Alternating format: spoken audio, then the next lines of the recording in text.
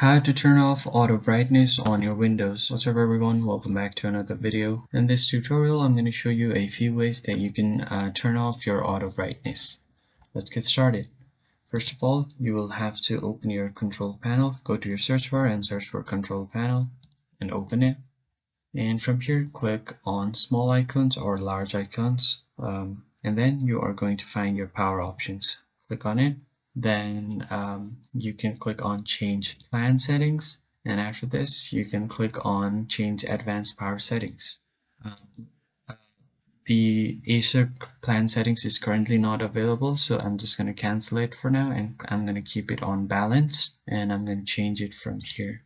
But if you have access to change plan settings, you can go ahead and click on it and change the time that is set on your advanced power settings.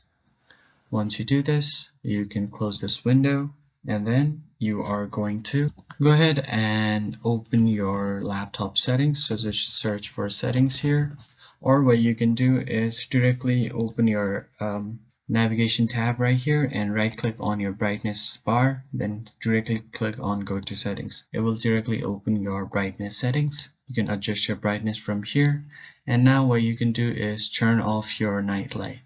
Click on it and you are just going to click on turn off now. You can adjust the intensity as well if you want, but once you turn it off it doesn't matter.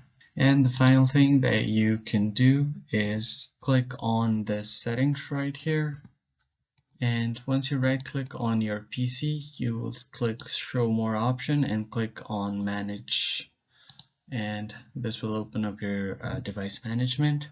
Go to device manager, and then from here you are going to go ahead and click on monitors and right click here and click on update driver. You can search automatically for drivers, and if it says the best driver is already installed, then that means you don't have to do anything. You can just restart your PC and you're good to go. If you found the video helpful, hit the like button and subscribe. I'll catch you on the next one. Thank you for watching.